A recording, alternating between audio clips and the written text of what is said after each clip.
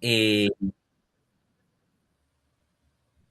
a uno de los espacios organizados por el primer Congreso de Filosofía de las Matemáticas.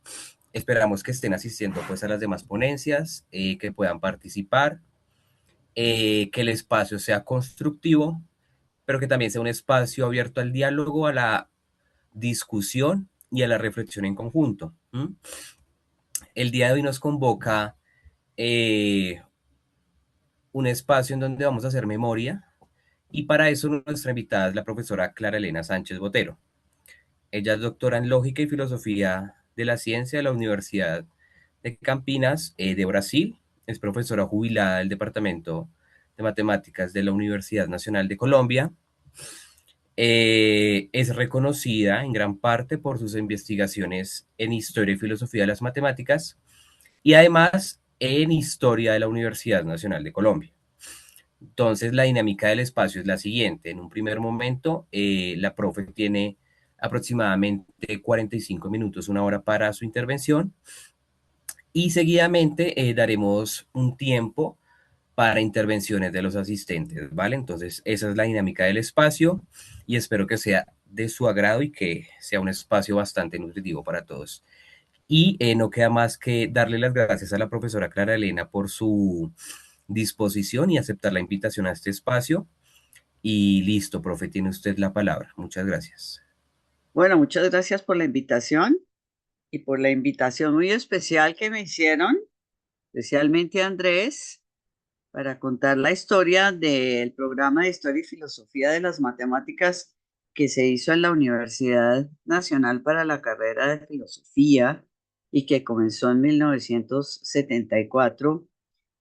bajo la gestión y la dirección del profesor Alberto Campos Sánchez, en el cual yo participé, de manera que voy a contarles en qué consistió este programa y bueno, y al final pues algunos comentarios, digamos, de la importancia, yo diría, de este programa y las consecuencias que tuvo desde varios puntos de vista. El premio José Celestino Mutis en la enseñanza de las matemáticas en Colombia es un reconocimiento que se hace a los mejores docentes de matemáticas del país y se otorga por la Sociedad Colombiana de Matemáticas en los congresos colombianos cada 2 años. Entonces, hay una coincidencia realmente muy especial y es que el afiche promocional de la entrega del premio 2017 nos muestra a los profesores, a los 4 primeros profesores que se ganaron el premio, todos ellos de la Universidad Nacional, todos ellos que colaboraron con el programa de Historia y Filosofía de las Matemáticas para la carrera de Filosofía. Y todos ellos, salvo la profesora María Falk de Lozada, tuvimos una influencia muy importante del profesor Carlo Federici, creador de la primera carrera de matemáticas en Colombia. Él llegó en 1948, empezó a hablar de cuestiones de lógica, que era lo que él quería hacer, y cuando encontró pues el estado de ignorancia que había en Colombia sobre la matemática, pues consiguió vincularse de alguna manera a la carrera, digamos, de ingeniería, proponer cursos como novedosos y ahí conquistó unos cuantos estudiantes para que se dedicaran a las matemáticas y ahí comenzó entonces en 1951 la carrera de las matemáticas en Colombia con el primer título que era el de licenciado en ciencias matemáticas. De manera que son muchas coincidencias que me parecieron bien interesantes y por eso, a solicitud de Andrés y otros estudiantes, voy a presentarles ese programa. Bueno, ahí está el afiche, está la profesora María, ahí hay un error, ella me contó hace poco que ella fue la primera, está el profesor Hernando Pérez, que fue el segundo, está el profesor Carlos Eduardo Vasco, que fue el tercero, y está el profesor Alberto Campos, que fue el cuarto. Y desafortunadamente los varones ya fallecieron. La profesora María sí está viva y supremamente activa en cuestiones de didáctica de la matemática y de las Olimpiadas Matemáticas en Colombia en la Universidad de Antonio Nariño. Pues bien, eh, el origen del programa es que en la década de 1970 estaba de moda lo que se llamaba filosofía o se llama filosofía analítica, y uno de los cultores en Colombia era el profesor Rubén Sierra, también ya fallecido, que siendo director del Departamento de Filosofía de la Universidad Nacional, pensó conveniente que los estudiantes de filosofía tuvieran conocimientos de lógica y matemática para apreciar mejor esa filosofía que hacía énfasis en el lenguaje por medio de la lógica formal. Para ello, él contactó varios profesores de matemáticas, de departamento de matemáticas, que hicieron como cursos muy formales y no tuvieron mucho éxito, pero en algún momento contactó al profesor Alberto Campos Sánchez y el profesor comenzó a hacer su curso y alguno de los estudiantes le dijo: profesor, simultáneamente estamos haciendo unos cursos sobre los presocráticos. ¿Será que ellos hicieron algo en matemáticas? El profesor Campos contaba que se le prendió el bombillo y que al hablar con los estudiantes y mirar justamente el desarrollo de la matemática, comenzando con los presocráticos, pues consiguió establecer un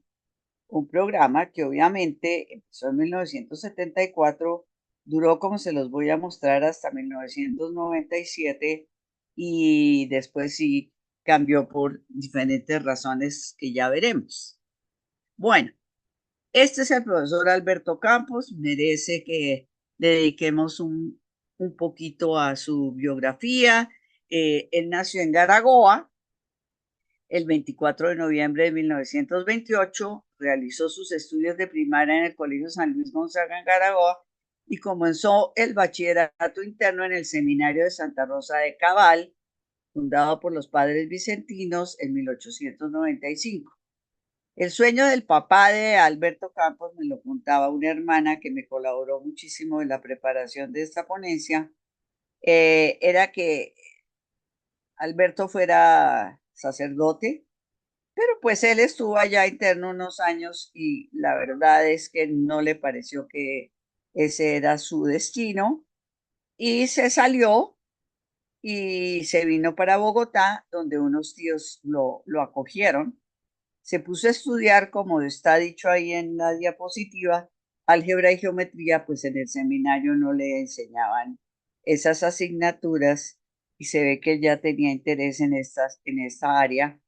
pero obviamente mi pregunta que siempre tuve era: ¿de dónde había Alberto sacado su interés en, digamos, en la filosofía de la matemática? Y pues digamos que lo resuelvo de alguna manera, porque obviamente en el seminario sí tuvo que cursar estudios de filosofía escolástica, o sea, aprender de lo que se llama la filosofía aristotélico tomista. El profesor Campos vio una propaganda que había por los años de 1954 para estudiar matemáticas, donde ya se había establecido una carrera de 5 años a la que podían ingresar no bachilleres, porque antes a esa licenciatura ingresaban eran estudiantes de ingeniería que ya hubieran cursado y aprobado eh, los cursos de matemáticas obligatorios de la carrera de ingeniería. Entonces él entra en 1954, se gradúa en 1959 y realiza una tesis cuyo nombre es significativo porque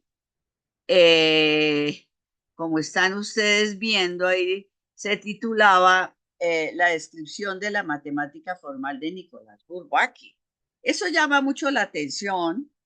porque es que estamos hablando que la formalización de la carrera de matemáticas en Colombia empieza en 1951. O sea, lo que había de matemáticas antes era para los ingenieros especialmente y su práctica ingenieril. Mucha geometría, algunas cuestiones de cálculo avanzado, llamémoslo así, otras cosas, pero en realidad por qué Alberto hace un trabajo sobre esto de la descripción de matemática formal de Bourbaki, y la explicación es que en el año 48 se funda la Universidad de los Andes con un espíritu pues de norteamericano, y el fundador o uno de los fundadores, Mario Lacerna, contacta en Estados Unidos que por favor le consigan un buen matemático, porque el profesor, el doctor Mario Lacerna también era consciente del atraso de la matemática en Colombia, no solamente de la matemática, de la ciencia en general, y contrató un profesor húngaro, Juan Horvath, que vino como director del Departamento de Matemáticas de la Universidad de los Andes, pero allá estaba comenzando, era la carrera de ingeniería, los cursos eran básicos, y él en la Nacional sí encontró algunos interlocutores válidos y hizo algunos cursos, y entre los que debió ser su alumno fue justamente el profesor Alberto Campos. Y entonces ahí vemos cómo la, la, los textos de Bourbaki entran a Colombia desde muy pronto. Debo decir que a mí me tocó sufrirlos, porque me enseñaron toda el álgebra a través de los libros de Bourbaki y buena parte de la topología. Pero pues Alberto no es que haya alcanzado a hacer, digamos, cursos muy avanzados, pero en todo caso, como buen estudiante que fue, se ganó una beca y se fue a estudiar a Francia. Y allí, eh, por medio de la beca de la Universidad Nacional y una beca que también le otorgó la Cooperación Técnica Francesa, permaneció allá, se graduó como lo que llaman doctor de tercer ciclo. Él hizo dos tesis, una con el profesor Charles Edesman, que ahí está el título, sobre el problema de equivalencia de ecuaciones diferenciales ordinarias con respecto a la transformación de transformaciones de contacto. Ahí tengo bueno, unas trastocadas muy feas que no vi, no arreglé, que está publicada en la revista de la revista Lecturas Matemáticas de la Sociedad Colombiana de Matemáticas, y además tuvo que hacer como otra tesis sobre las ecuaciones de relatividad de Einstein, y obtuvo el título de doctor con mención muy honorable. O sea que la formación de Alberto es completamente, digamos, de burbaquiana de alguna manera, y eso pues se va a reflejar acá, obviamente, en el programa que vamos a mirar enseguida. Entonces, él fue repatriado en 1970, se vinculó al departamento y permaneció ahí hasta su retiro en 1993, aunque a él lo nombraron profesor honorario, y él siguió vinculado a la universidad y tenía su oficina, seguía atendiendo estudiantes, dirigiendo tesis de diferentes niveles y haciendo sus investigaciones en matemáticas en grupos de LIC, que era el interés, digamos, matemático que él tenía, yo diría que hasta poco antes de su muerte. En la carrera de matemática, pues enseñó sobre todo geometría, según el programa de Erlangen, y hizo un curso de historia y filosofía de la matemática,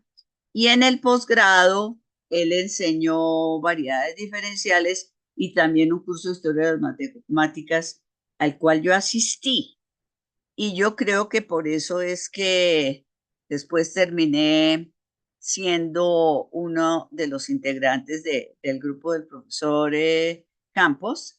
Y en esa época, pues libros de historia de la matemática, creo que había uno de Bell sobre biografías de matemáticos y el libro de historia de Bourbaki, que lo tenía era él, estaba en francés, teníamos que mirar cómo era que traducíamos lo que podíamos cuando no lo facilitaba y hacer ahí nuestras exposiciones. De manera que ahí comenzó, digamos, mi conocimiento del programa, porque como les cuento, fui integrante de, del grupo desde el comienzo prácticamente. Bueno, eh,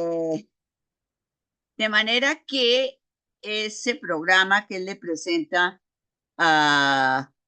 a la carrera pues, digamos, al grupo de profesores de filosofía,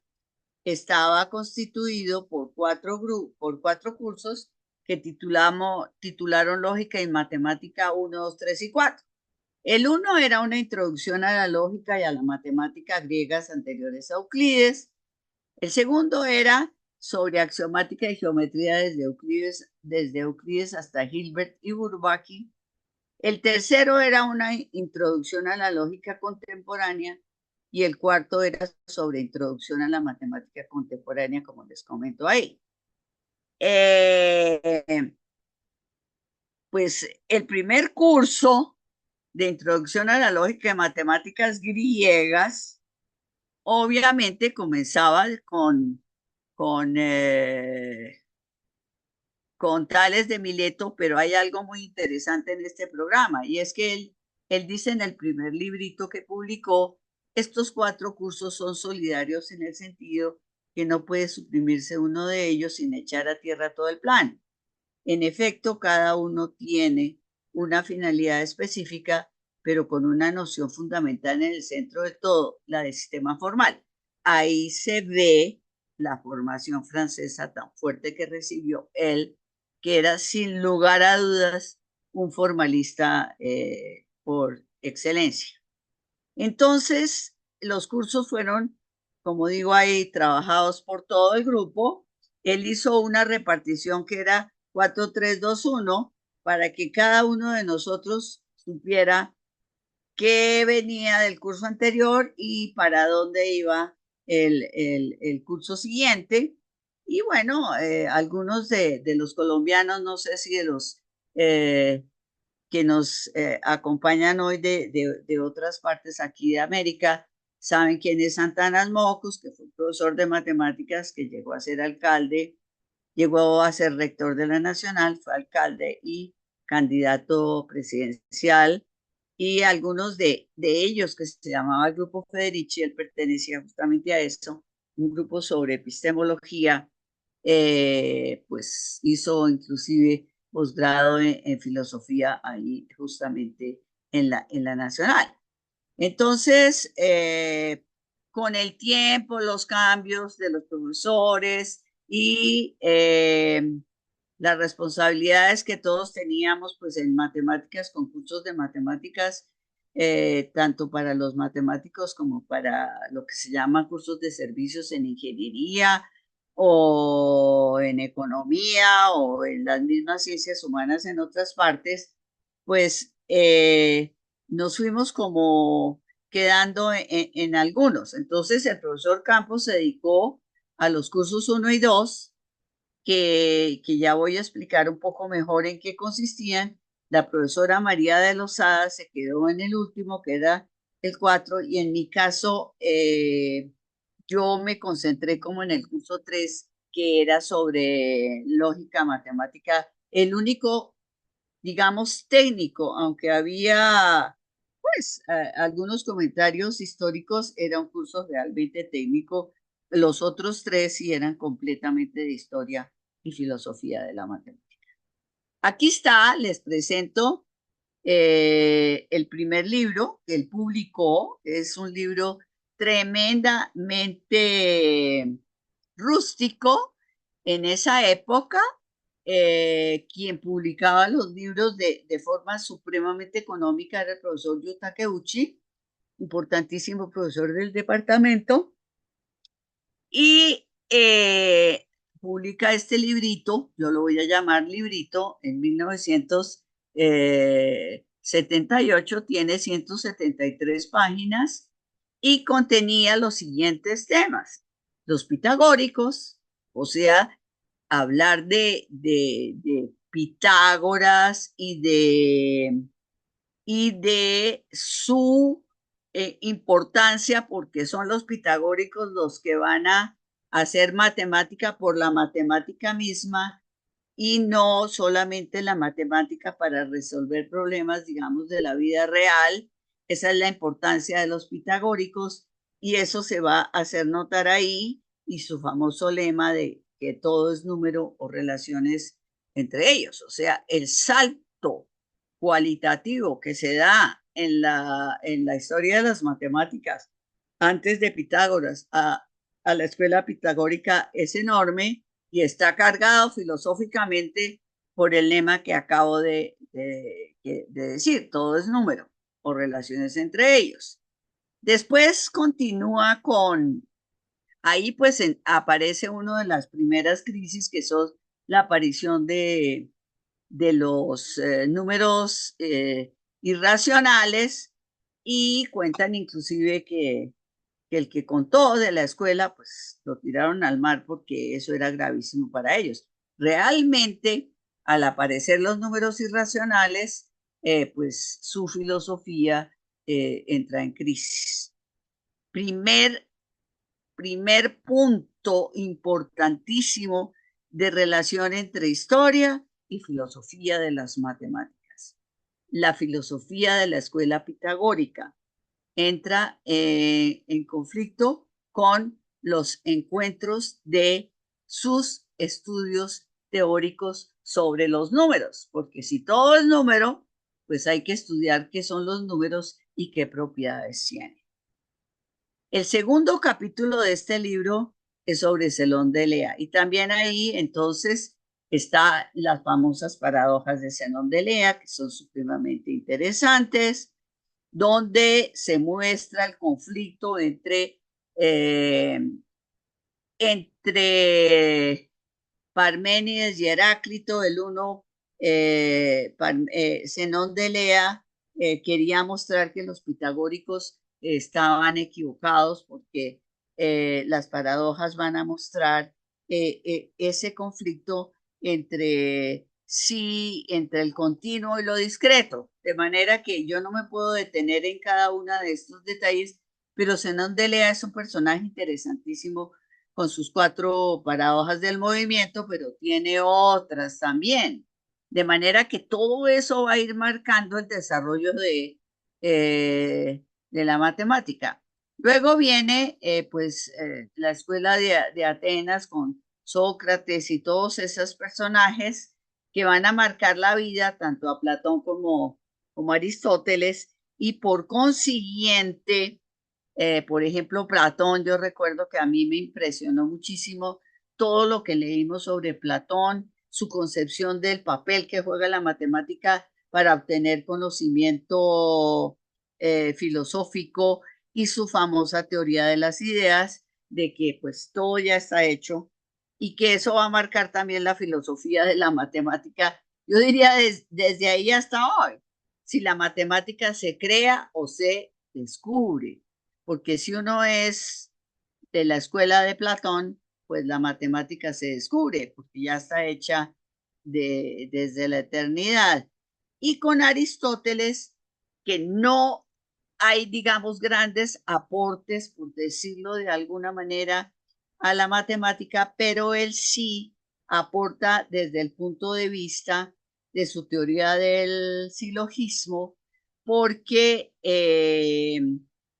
matemáticas desde siempre se ha pensado que las afirmaciones hay que justificarlas. Obviamente, la historia del concepto de demostración matemática es una historia interesantísima y también tiene su carga filosófica importante, pero pues la primera teoría formal de lógica es justamente la teoría del silogismo de Aristóteles. De manera que ahí acaba, digamos, el primer libro que les estoy mostrando, pero una cosa que hacía el profesor Campos era que, además de una bibliografía, cada capítulo tenía, él los llamaba ejercicios propuestos, pero era, digamos, preguntas sobre los temas que se habían tratado. Esos textos, ese texto comenzó a tener un desarrollo, que es el que les estoy mostrando ahí rápidamente. Comienza en 1978, en 1984 mejora de un poco más páginas, ya es editado de mejor manera por la Universidad Nacional, pero sigue con el mismo, digamos, espíritu de los temas que acabamos de ver. Y para 1994, o sea, 20 años después de haber comenzado el programa, él publica un avance significativo que se llama La lógica de las geometrías griegas anteriores a Euclides. El anterior decía de Pitágoras a Euclides, y aquí ya le mete la palabra lógica, la lógica de las geometrías griegas anteriores a Euclides. O sea, ahí ve uno que ya le está dando mucha importancia también al desarrollo de la lógica, y hay cuestiones, por ejemplo, para contrastar entre lo que era la lógica de los silogismos de Aristóteles y la lógica de los estoicos, que fueron redescubiertos a comienzos del siglo XX, y se conoció que tenían una manera de razonar distinta de la de los silogismos, y muy parecida a lo que hoy conocemos como cálculo proposicional. De manera que la lógica de los estoicos estuvo como escondida, digámoslo así, durante muchos siglos. De manera que esta última edición del libro, él la costea. De manera que eso es bien interesante. Él hizo todo el esfuerzo de la edición y la publicación del libro, y a ese libro lo va a acompañar, en realidad son dos volúmenes. No solamente el de la lógica de matemática 1, que ya les conté el contenido fundamental, sino el de la lógica de matemática 2. El texto para la lógica de matemática 2, desde mi punto de vista, es espectacular, porque lo que contiene es la historia de la geometría, desde Euclides hasta Hilbert y Bourbaki. O sea, comenzando con los elementos de Euclides y terminando con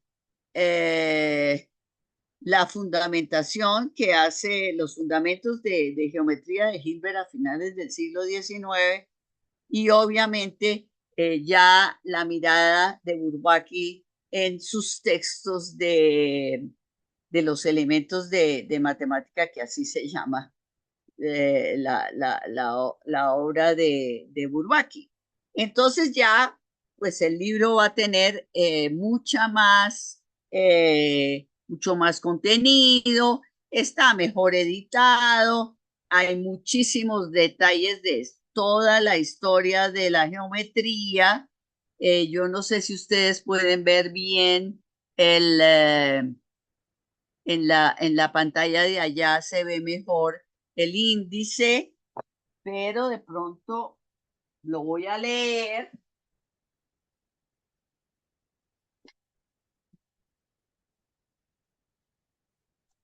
porque no sé si lo ven, no sé si me pueden responder si lo ven o no lo ven, pero en todo caso Profe, se ve borroso, ¿vale? se ve borroso. Bueno, entonces voy a leerles rápidamente el contenido. Es axiomatización a la manera de Euclides, los elementos, la demostración del teorema de Pitágoras en los elementos de Euclides, el quinto postulado, motor en la evolución axiomática de la geometría, Kant, cómo es posible la matemática pura, geometrías no euclidianas, desde Descartes hasta Klein, geometría y lógica, fundamentos de la geometría, o sea, ya está hablando de Hilbert, axiomática a la manera de Hilbert, el segundo problema de Hilbert, la no contradicción de la matemática, la metamatemática, trabajos de Gell, límites internos de la formalización, Urbake, matemática y estructuras, metamatemática en los elementos de matemática de Bourbaki, experiencia, intuición, axiomatización y hacia una filosofía de la matemática. Como ven, el libro pues ya es bastante grande, tiene 717 páginas, está mucho mejor editado, una bibliografía amplísima, índice, etcétera, de lo que uno ya, digamos, empieza a encontrar en un libro más desarrollado. Y como les decía, es interesantísimo, pues porque primero se trabaja los elementos de Euclides, el problema del quinto postulado, que va a generar entonces las geometrías no euclidianas. Ahí está lleno de los detalles de lo de los problemas generados por si el quinto postulado es consecuencia de los otros cuatro postulados o no, etcétera, etcétera, y cómo se va desarrollando la matemática a finales del siglo XIX con los fundamentos de la geometría de Euclides, porque Hilbert se da cuenta que en la estructura de los elementos de Euclides hay problemas, digamos, de tipo lógico desde el principio. Ahora bien, lo interesantísimo de este libro es que nos muestra uno de los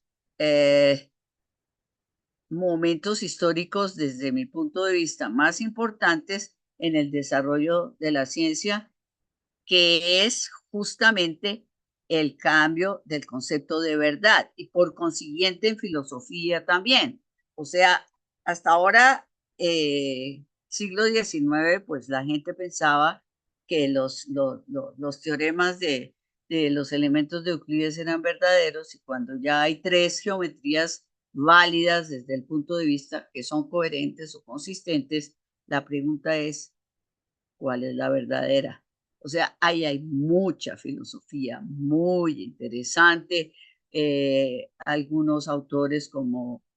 Klein, Morris Klein, dice pues que es una de las revoluciones más importantes de la humanidad, que es inclusive más importante que las revoluciones políticas. De manera que este libro es desde mi punto de vista extraordinario, con todas las reflexiones que se hacen, y como ustedes ven, pues recorre desde 300 antes de Cristo hasta los años 50 del siglo XX, y está lleno, obviamente, de buena bibliografía y de preguntas para asimilar el contenido del mismo. Muy bien. Ya para 1900, para el 2006, inclusive cuando ya el programa no estaba a cargo del profesor Campos y del grupo, digamos, pionero, porque muchos se habían retirado y prácticamente la que quedaba era yo ahí, pero había cambiado ya el programa. El profesor, de todas maneras, con el apoyo de la Universidad Nacional, publica 2 volúmenes ya con todo el recorrido de los textos para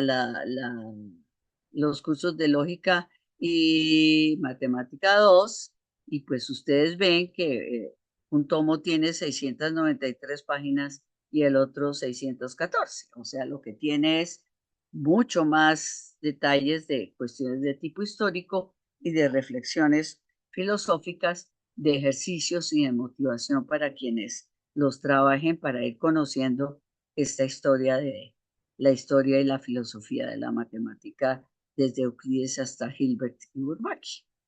El, el, el, el, eh, el, profesor Campos, aquí aparece también, había ofrecido cursos de historia y epistemología para la matemática, pero obviamente una cosa es enseñar historia y filosofía para estudiantes de filosofía y otra cosa muy distinta es enseñar historia y filosofía para estudiantes de matemática. Y entonces todos esos trabajos del profesor Campos, con los cursos ofrecidos, como les digo, tanto en la carrera de filosofía, en la carrera de matemáticas, en el posgrado, etcétera, culminan con un libro impresionante que se llama Epistemología de la Matemática, que es un volumen de 781 páginas y que fue publicado como un homenaje a él en la colección Obra Selecta. Contiene 15 capítulos dedicados a la epistemología de cada una de las áreas de la matemática, con una bibliografía cuidadosa para justificar las fuentes de su erudito libro. Ahora bien, el curso de lógica y matemática 3, como les había dicho, era un curso de lógica matemática. Ese curso pues comenzó con libros muy elementales como el famoso curso de Introducción a la Lógica Matemática de Supes Hill, de la editorial Reverté, que es de 1968. Es un librito pues que se queda corto, le dedica bastante, con mucho juicio al cálculo proposicional y da unas puntaditas para lo que uno conoce como cálculo de predicados o lógica de primer orden. Ese fue el curso que más rechazaron los estudiantes de filosofía. Ellos no querían aprender esas técnicas de la lógica matemática o esa teoría de la lógica matemática. Ellos lo que querían era que se les enseñara la lógica dialéctica. Eran épocas de violencia estudiantil bastante fuerte. Con frecuencia uno tenía que dedicarle el tiempo, era estar discutiendo con ellos los problemas que teníamos en la Universidad Nacional y obviamente con un espíritu de mejorar el curso y de superar un poco el nivel de cálculo proposicional, pues nos fuimos encontrando con varios textos. Yo no voy a entrar en detalles porque yo fui una de las que buscó mucho cuál sería el mejor libro para enseñar cuestiones de lógica para los estudiantes de filosofía. Y uno que estaba muy recomendado era el libro de Introducción a la Lógica de Irving Copy y Carl Cohen, que usamos. Bueno, yo tengo el de Limusa de 2002, pero realmente es un buen libro, es un libro que contiene todos esos temas y eh, hace reflexiones filosóficas realmente bastante interesantes. Como les cuento, del curso 3 no quedó un libro de lógica, es del único curso que no quedó un libro hecho por nosotros de lógica, sino que la búsqueda era incesante para tratar de llegarles de la mejor manera a los estudiantes de filosofía con los conocimientos de lo que se llama la lógica matemática o la lógica contemporánea. Eh, de manera que ahí logramos pues hacer el curso, porque como yo les comentaba en una reunión hace poco que asistieron varios estudiantes de filosofía, estaban citados por Andrés, y que invitó a otro de los profesores que después se vinculó, que todavía es profesor allá en filosofía, Raúl Meléndez. eh, la, la enseñanza de la lógica, pues no fue, no fue fácil y hubo preguntas como si los profesores de filosofía aceptaban el curso y la verdad es que ellos sí apoyaron este desarrollo completamente y una de las razones era que hacía que la formación de los filósofos en la nacional pues fuera muy distinta de la formación de los filósofos en otras carreras de filosofía del país. Bueno, el siguiente curso eh, lo hizo esencialmente la profesora María Falde Lozada y ella en 2012 publicó por medio de la Universidad Antonio Nariño, cuando ella se pensiona de la Nacional, pues se va a trabajar a la Universidad Antonio Nariño, fundada por la familia de su marido, Ricardo Lozada, que también fue profesor del Departamento de Matemáticas, y el curso que ella hizo, eh, pues obviamente lo va a desarrollar durante unos cuantos años, como lo va a decir en la introducción, y lo va a titular Corrientes del Pensamiento Matemático. El primero se subtitula Fundamentación y el segundo Estructuralismo. Como bien dicen en el prólogo, las ideas consignadas en estas páginas comenzaron a gestarse hace más de una década, eh, inspiradas por la experiencia de enseñar cursos de matemáticas a los alumnos de la carrera de filosofía de la Universidad Nacional de Colombia, empresa que requiere una introspección conjunta de lo que hacemos los matemáticos. Sobra decir que trabajar con los estudiantes de filosofía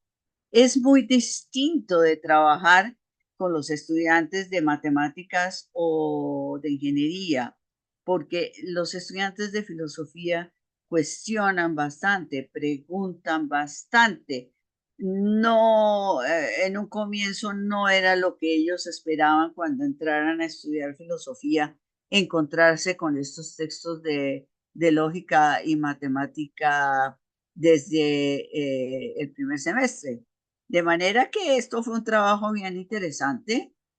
y como nos sucede a todos los profesores y a todos los programas que se hacen,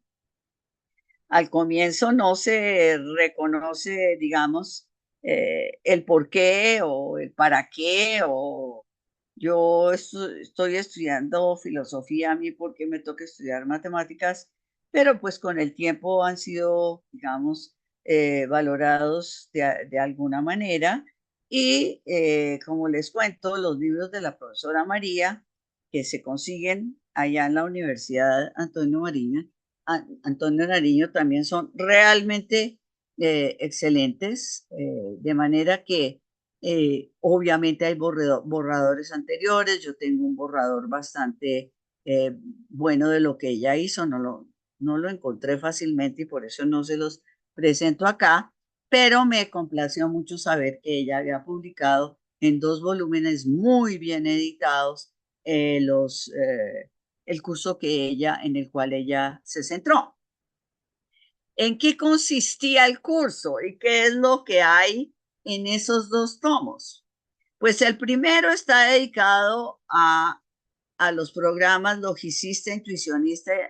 y, ay, aquí me equivoqué también, logicista, intuicionista y formalista. Como ustedes bien saben,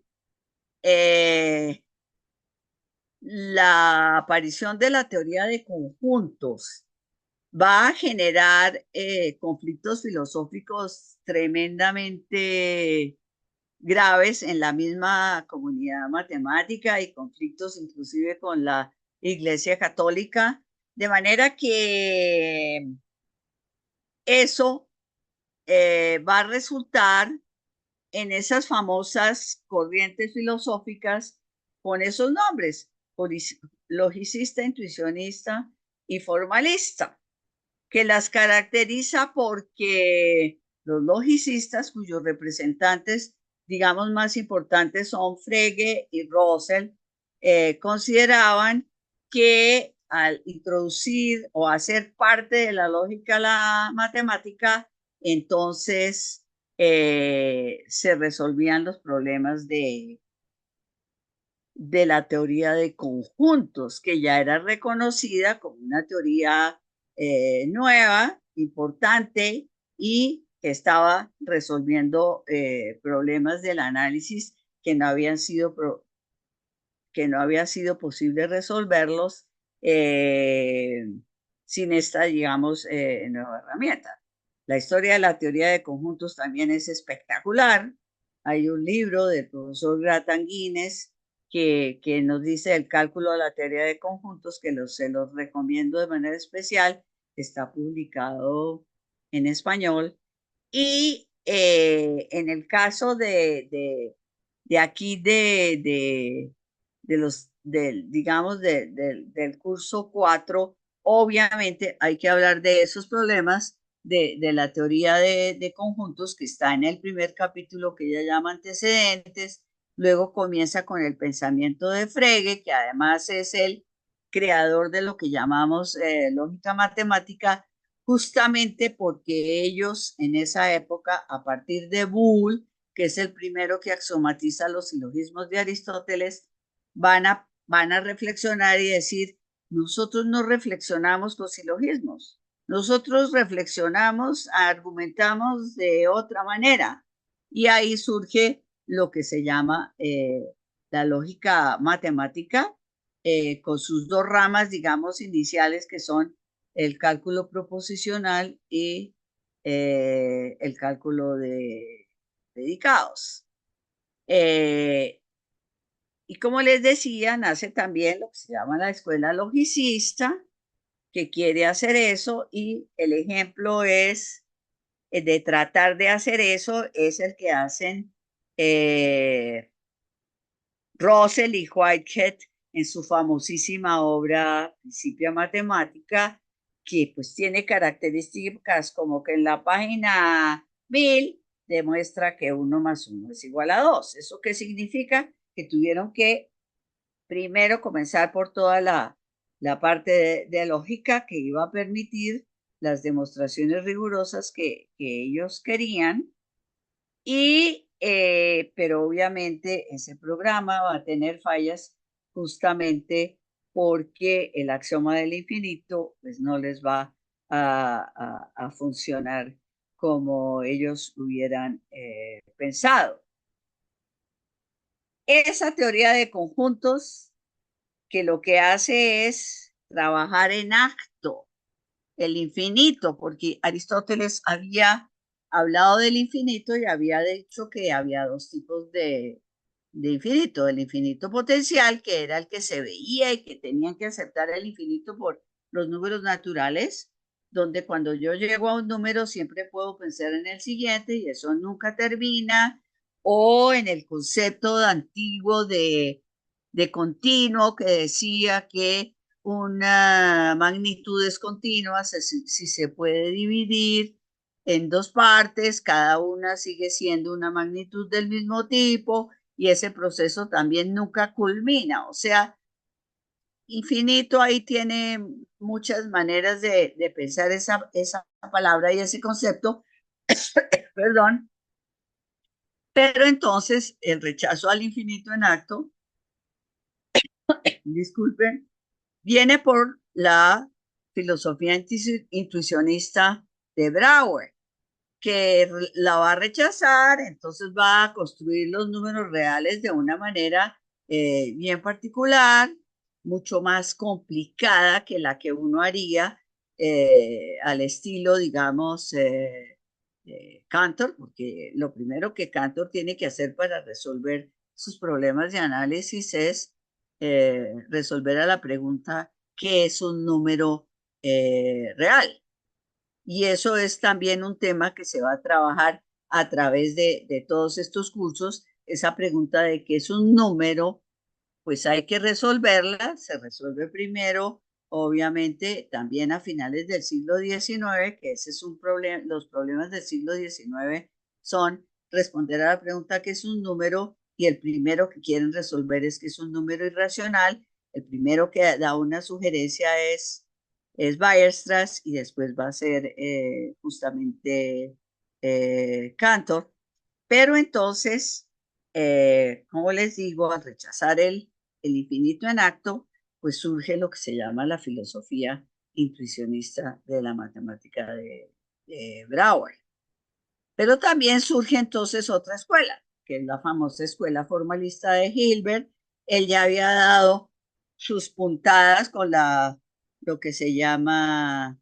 Los Fundamentos de la Geometría, con su libro que resuelve en buena manera los problemas lógicos que tiene los elementos de Euclides. Obviamente también es por medio de un sistema axiomático. La característica de Euclides de los elementos es que es un primer sistema axiomático y esa es una de las importancias grandes de Euclides haberse inventado, llamémoslo así, el método axiomático, pero es lo que se llama un método axiomático, digamos, con contenido. En cambio, los axiomas de Hilbert van a ser completamente abstractos y pues Hilbert, perdón, Euclides tiene 5 y Hilbert tiene muchos más. Y con la característica de que usted puede, por ejemplo, quitar el quinto postulado que está ahí y entonces usted obtiene otras geometrías diferentes. Bueno, pues todos esos problemas de la, de la del infinito, pues nos van a llevar a reflexionar con Poincaré, que de alguna manera es más intuicionista que formalista, con Gödel, que sí va a ser también de alguna manera intuicionista, pero que va a mostrar entonces todos los límites de los sistemas formales, con sus famosos teoremas de incompletitud, y Turing, que va a ofrecer su famosa digamos, las cintas para uno resolver los problemas y que van a generar después los computadores y todos los programas que ahora nosotros manejamos. O sea, son personajes interesantísimos. El segundo tomo está dedicado a lo que se llama el estructuralismo en matemáticas. Y en realidad el estructuralismo está completamente ligado al grupo Bourbaki. Entonces la profesora María y en el curso lo que se explicaba era justamente eso, en qué consiste el estructuralismo, que era además una filosofía muy de la moda por la mitad del siglo XX. Ahí trabaja también, por ejemplo, Piaget. Entonces uno tenía que estudiar un poquito la lógica de Piaget y el libro de Piaget sobre estructuralismo y cosas de ese estilo. Pero ella entonces, un concepto central de la matemática es el de grupo, que quizás es digamos, el elemento eh, básico del álgebra abstracta, que además se puede aplicar en el diseño y en el arte, pero también se puede aplicar en física, también se puede aplicar en psicología y también se puede aplicar en música. Entonces, una cosa bien interesante de este tomo 2 de la profesora María es que además de explicarnos, digamos, esa corriente estructuralista en matemáticas, que reitero, tiene que ver todo con Bourbaki, también nos muestra cómo el concepto de grupo, que es básico en álgebra abstracta, tiene unas aplicaciones interesantísimas en diferentes áreas del conocimiento. Una anécdota, el profesor Víctor Alvis también fue mi profesor y también me enganchó, pero ahora en la historia de las matemáticas en Colombia, y él trabajó mucho diseños precolombinos y también mostró cómo qué grupos de simetría estaban en ciertos diseños precolombinos, digamos, de los diferentes grupos precolombinos colombianos. De manera que pues aquí no voy a hablar de eso, pero quiero decir que el libro el segundo tomo de la profesora María eh, realmente es interesantísimo por esas aplicaciones que ella le encuentra a la matemática. Ahí están los dos tomos, supremamente bien editados, y si tienen interés se consiguen. Me han dicho que los del profesor Campos no son tan fáciles de conseguir. Para terminar, porque creo que el tiempo ya se me está acabando, les comento, la calidad del programa gestado por el profesor Alberto Campos para la carrera de filosofía es realmente un programa muy valioso, muy interesante y más que deja testimonio de lo que se hizo en esos libros que son vigentes para quien quiera interesarse por la historia y la filosofía de la matemática y hacer un recorrido pues desde Tales hasta el siglo XX. De manera que se los recomiendo, publicados en la Nacional o en la Universidad Antonio Nariño los últimos. Y hacia 1997 comenzaron a cambiar el programa, llegaron profesores nuevos que dijeron que había que hacerle algunos cambiecitos, no sé qué, y en realidad, aunque formalmente aparecen en la carrera de filosofía, los cursos de lógica y matemática, creo que 1, 2, 3, 4, pues cambiaron sensiblemente, no solamente por su contenido, sino por el tipo de docentes que los imparten. Ya no son en general profesores de matemáticas, son los mismos filósofos o estudiantes o becarios de filosofía que se encargan de hacer esos cursos. Entonces, digamos, en teoría se mantienen, pero el espíritu cambió, como digo acá, sensiblemente. ¿Qué consecuencias tuvo eso? Yo voy a hablar, me disculpan, pero de varias cosas que tienen que ver con mi experiencia. O sea, por ejemplo, yo me presenté para hacer un doctorado en lógica y filosofía de la ciencia en Brasil, en lo que antes se llamaba el Centro de Lógica, Epistemología e Historia de la Ciencia de la Universidad de Campinas en Brasil. Eso estaba comenzando por esa época. Estoy hablando de 1978. Y lo que yo aprendí a través de los cursos desde el 74 hasta el 78 me sirvió para que me recibieran en el programa, o sea, que no me hicieran ir allá a presentar exámenes porque les parecía que era como exagerado ir a viajar a Colombia, Brasil a hacer un... Pero, digamos, mi hoja de vida hasta ese momento y sobre todo esta experiencia, como les cuento con el programa del profesor Campos, pues me sirvió para que me aceptaran en maestría, aunque yo ya tenía maestría, pero ya después me aceptaron rápidamente en el doctorado. De manera que esa es una consecuencia interesante. La otra es que esa relación con filosofía tuvo otra consecuencia interesante y es que el profesor Víctor Alvis, que trabajaba historia de la matemática en general, con muchos artículos publicados de reseñas en la revista Historia Matemática, me mandó a, a México a un coloquio de Historia y Filosofía de la Matemática, y la verdad es que a mí me pareció eso tan interesante que regresé a Colombia en el año 92, fue en el año 92, y le propuse al profesor Víctor Alvis, que en ese momento era el presidente de la Sociedad Colombiana de Matemáticas, que trajéramos ese coloquio para Colombia, y como coincidencia estaba el profesor Gonzalo Serrano, que era el director del Departamento de Filosofía, oyó mi informe y decidimos organizarlo, sí, entre los dos, entre el Departamento de Matemáticas, el Departamento de Filosofía y la Sociedad Colombiana de Matemáticas, y además el profesor Crescencio Huertas, que era, digamos, especialista en didáctica y pedagogía de las matemáticas, el Departamento de Matemáticas, interesado en esas cosas, pues se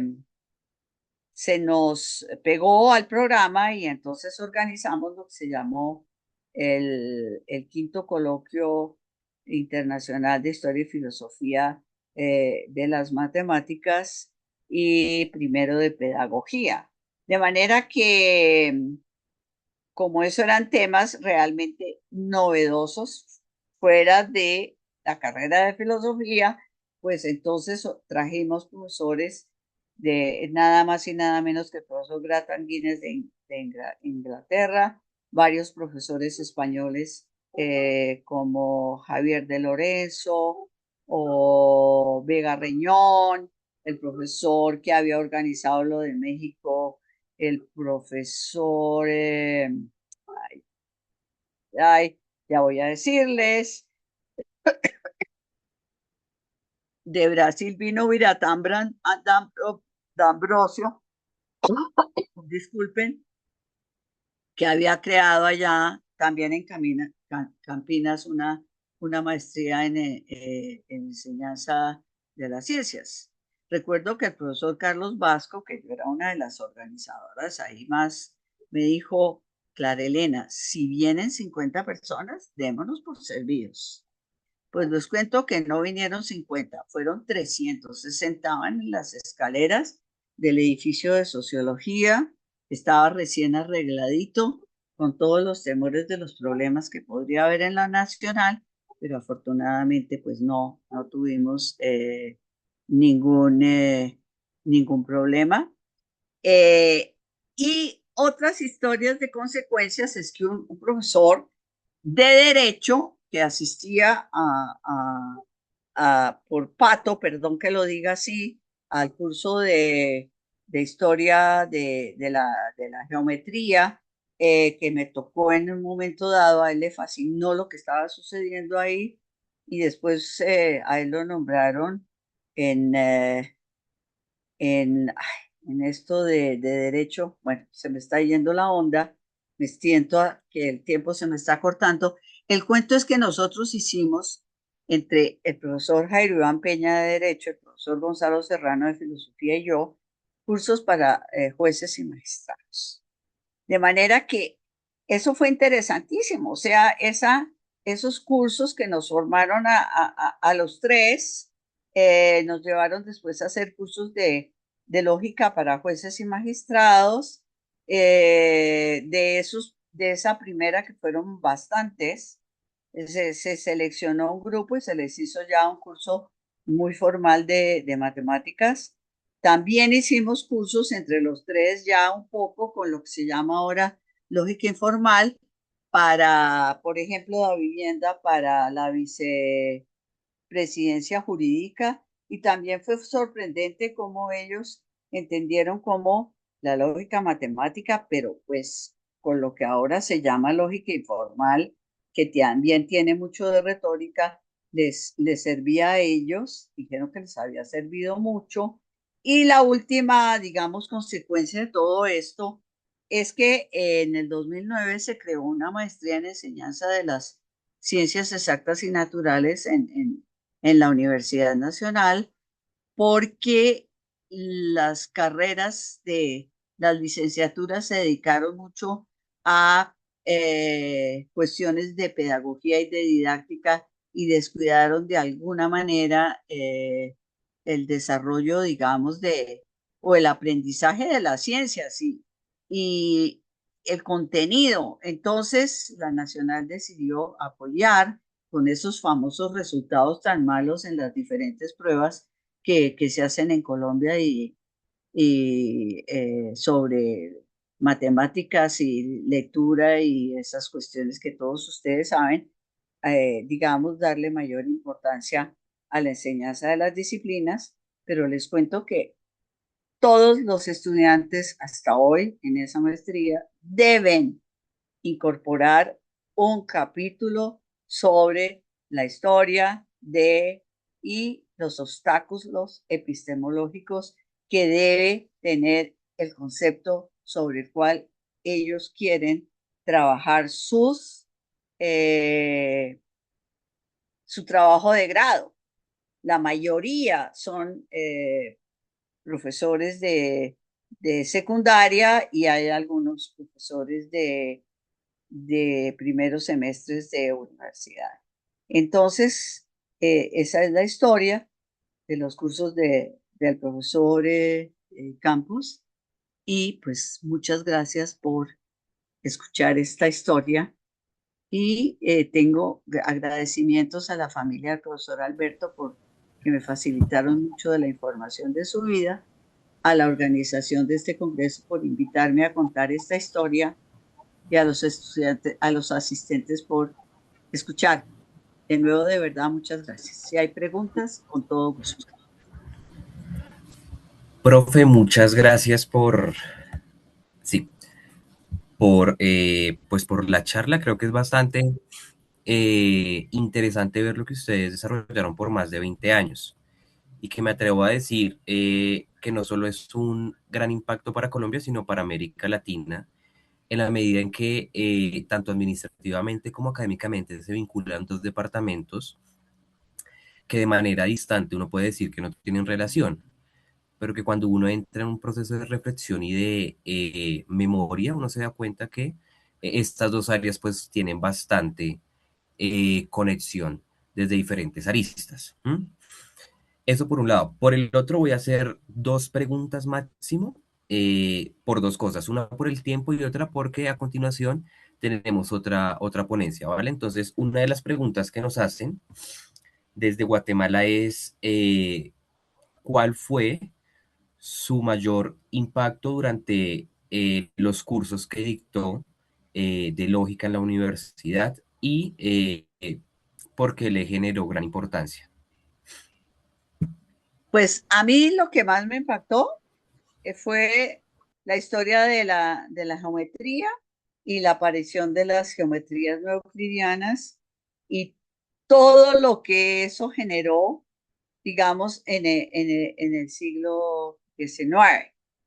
Y como yo les conté que yo también hago historia de las matemáticas en Colombia y los últimos años me he dedicado a eso, por ejemplo, la recepción de eso acá en Colombia por uno de nuestros grandes personajes, como se llama Julio Garavito Almero, el del billete de 20.000, por si acaso, él la rechazó profundamente. O sea, la comunidad académica mundial también rechazó las geometrías nucleares en un comienzo. Hubo que encontrar modelos que las justificaran para poder aceptarlas y eso se da en la segunda mitad del siglo XIX. Pero digamos aquí a comienzos del siglo XX todavía se rechazaba. No solamente se rechazó, por ejemplo, por el lado de Garavito, pues eh, las geometrías no euclidianas, sino los avances en física de Einstein. Y por otro lado, pues por otros lados, digamos, también se rechazó las teorías de Darwin. O sea, aquí hay si uno empieza a revolver no solamente matemáticas con filosofía, con la historia de su país y el desarrollo de la ciencia en Colombia, pues a mí, digamos, de lo que más me impactó y me sigue impactando es justamente la aparición de las geometrías nucleares. Por otro lado, me tocó, voy a ponerle así, me tocó porque hubo un seminario de historia de las matemáticas, pero esta vez generado por el profesor Víctor Alvis, para prepararnos para esa recuperación del patrimonio matemático colombiano. Entonces, me asignó la tarea de estudiar la historia de la teoría de conjuntos, que también me parece fascinante. Ahora, el primer profesor que yo mencioné, que fue el que generó toda la matemática acá, el profesor Federici, yo fui alumna de él, él enseñaba lógica y a mí me gustó esa área y pues tuve la oportunidad digamos, a través de los cursos de, la- eh, de, de, de los cursos impartidos en filosofía, algo que a mí siempre me había gustado era la filosofía, entonces logré, digamos, combinar esas dos intereses que tenía y que sigo manteniendo eh, hasta el día de hoy. Yo espero hacer mi propio libro de historia y filosofía de las matemáticas. Si algún día sale, se los compartiré. Gracias. ¿Qué más? Dos últimas cosas para finalizar, ¿vale, profe? Por un lado, nos preguntan si es posible encontrar en algún formato los libros del profesor Alberto Campos. Eso por un lado. Y por el otro, de mi parte, no sé si haya posibilidad de que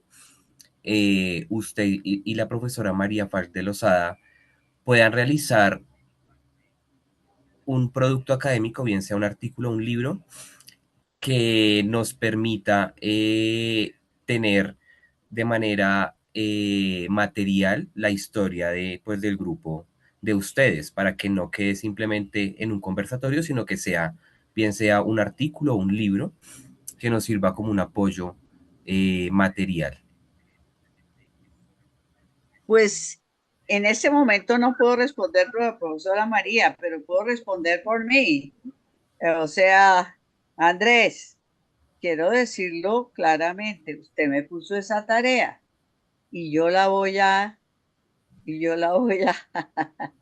a llevar a cabo. Aquí hay una conversación, hay una introducción, pero la familia del profesor Campos me facilitó cantidades de cosas que me permiten a mí mirar mejor sus fuentes y obviamente yo puedo conversar con la profesora María, con la cual tenemos una amistad que se mantiene hasta hoy, y tratar digamos, de completar lo que hizo Campos como programa y lo que hizo ella para los dos libros. O sea, que tarea un poquito, una tareita que Vero, yo creo que la podemos lograr. Ahora bien, no sé qué tan fácil sea conseguir los libros del profesor Campos, pero podemos averiguar y responder porque vale la pena tenerlos, todos, así sea los primeritos más sencillos o los mejores. Claro que sí, creo que sería muy provechoso para nosotros los interesados en esta área, pues tener todos los libros, bien sea en PDF o de manera física, y por qué no hablar con la edición de la Universidad Nacional para ver si hay posibilidad de realizar esta tarea. Bueno, profe, no nos queda más que agradecerle a usted por aceptar la invitación y pues por eh, eh,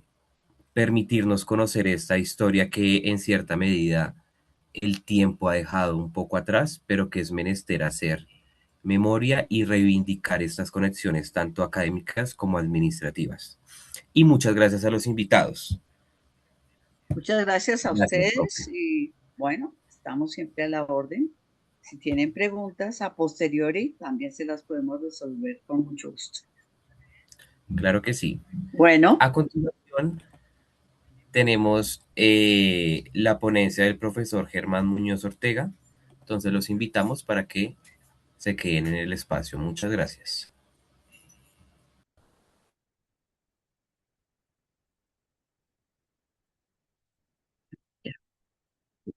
no sé cómo. Aprovecho ahorita el corte. Está Germán Muñoz. Ahorita vamos a volver a compartir, Germán, para que quede solamente la